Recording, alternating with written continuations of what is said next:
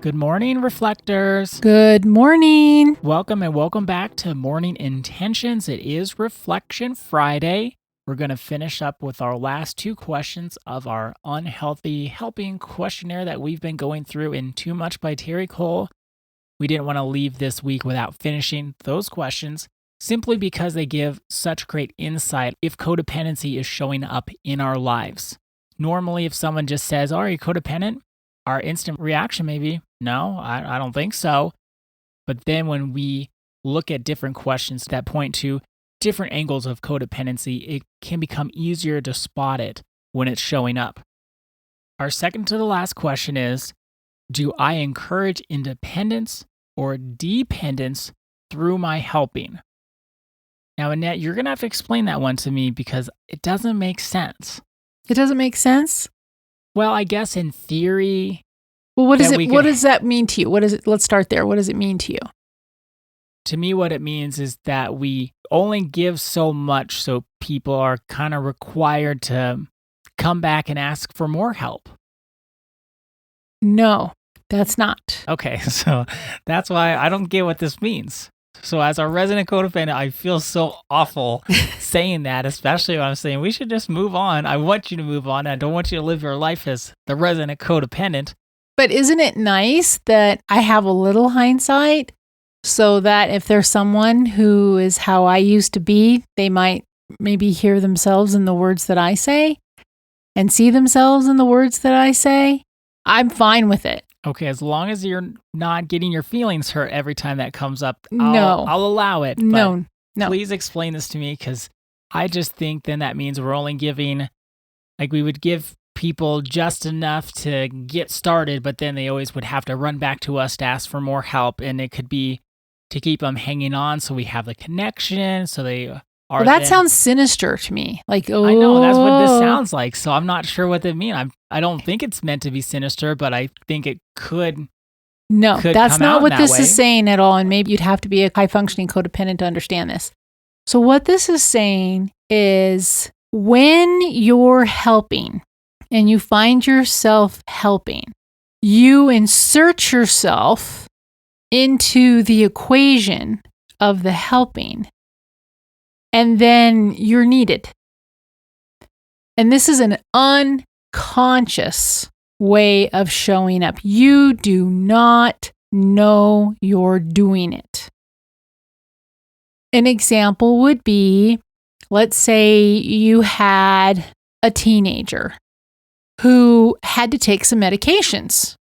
You're trying to help your teenager to become independent. That's in your mind, actually. You want your teenager to be able to live a life that they can fly out of the nest and go, however they're going to go.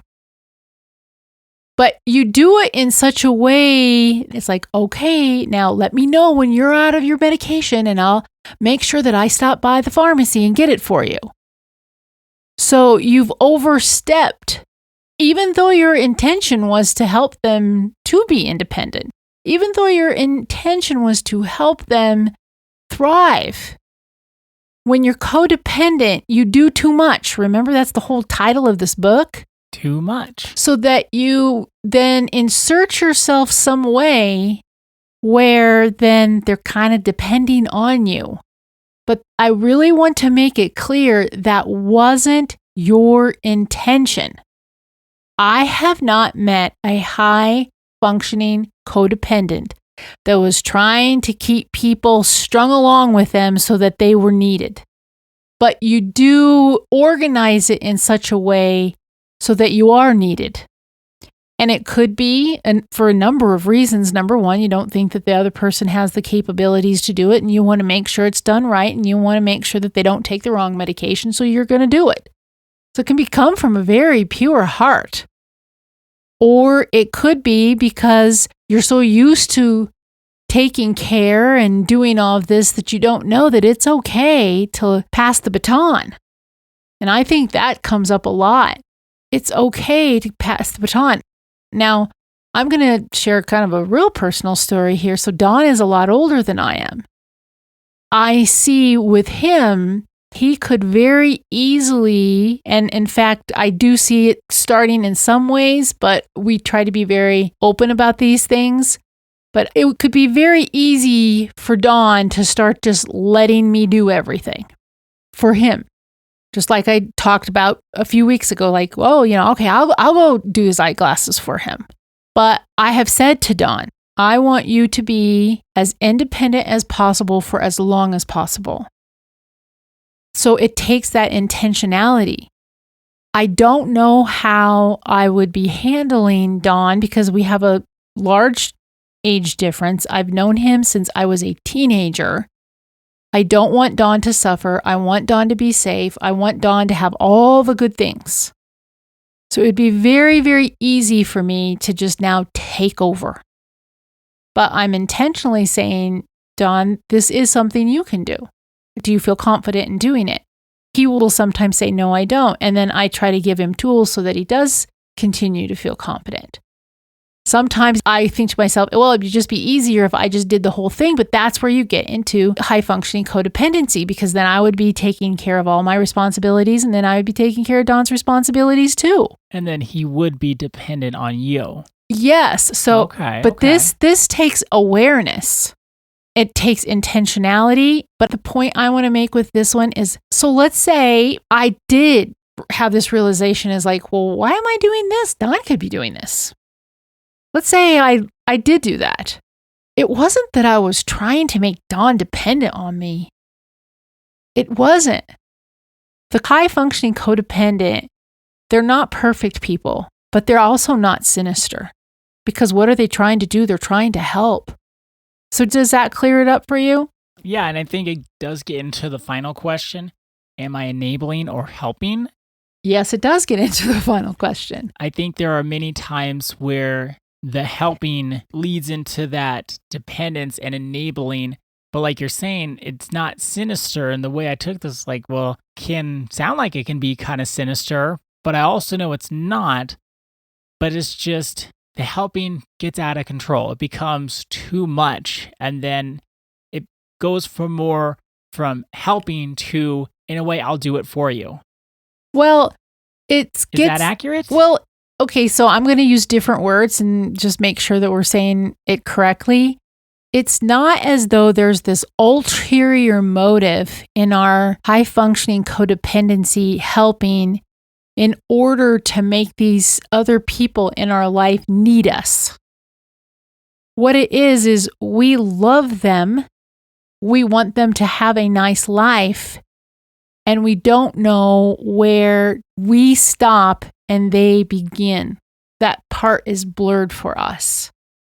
And so as children get older, we need to learn, okay, they can stand on their own 2 feet. As our spouse might be aging, we say, okay, is this something that I really do legitimately need to help them with? Which, of course, that's what love does. Or am I taking something and then robbing them of their independence? It's not sinister, but what we will always say when we coach is enabling is not love.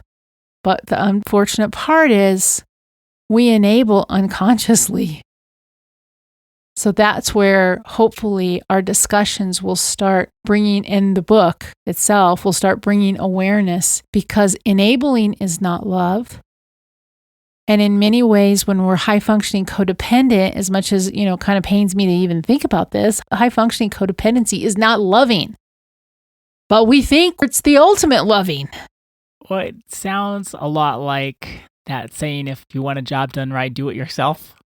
And you're caring for someone or you're caring about someone and you love them and you want them to be happy. You want them to have the best life that they can. So the caring gets a little out of hand and it becomes, well, if I want the care to be done right or the love to be done right, I'll do it myself. So I know that the person I love and care about is cared about in the best way possible. Because, and this is like we have said, but I'm going to say it again, because if you're new to high functioning codependency and you're just figuring out that this might be something that you have been struggling with, the kicker there is we think we're the only ones who could actually do it right for them. Not because we think we're so perfect, just because we think we know. And what we have to learn is it's okay to allow other people to stumble and fall. It's okay to choose ourselves and our own health and well-being and allow others to rise up within themselves and be responsible for themselves. I mean, Terry Cole tells this story on the next page, on page 43 here in this book, where she's at the hair salon and she's not thinking that it's being organized correctly. And it's a fancy dancy hair salon in New York City. And she thinks she knows better than the management how to manage the place. And so she's getting all nervous inside while she's waiting. And she's thinking, why aren't they helping the people? Why are they making the people wait so late? Terry Cole needs to stay in her lane. We need to know what's our side of the street and what is somebody else's side of the street. And that's the most loving thing we can do. And one more thing before we go, since this is a reflection. So with this story about Terry Cole at the beauty salon, Terry Cole robbed herself of an enjoyable experience at the hair salon because she's trying to orchestrate something that's none of her damn business. And she robs herself of the experience of just enjoying the hair salon. And that's what we do as high-functioning codependents.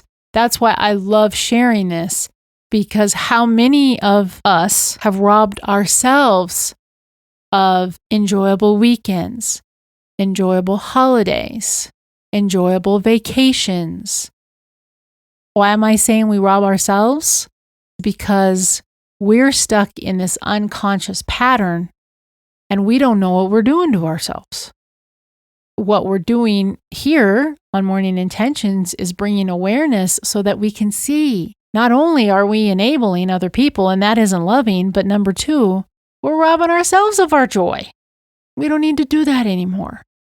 And when we stop doing that, we'll be able to show up better, not in a codependent way, but in an authentic, loving, kind, respectful way. Because we'll know what it means to stay in our lane, and we will. So our intention for today and for this weekend is, I will notice when I'm on someone else's side of the street and get back on my side of the street. I will notice when I'm on someone else's side of the street and get back on my side of the street. Thank you so much for joining us today and this week. Our day is better because you are part of our day. See you Monday. See you then.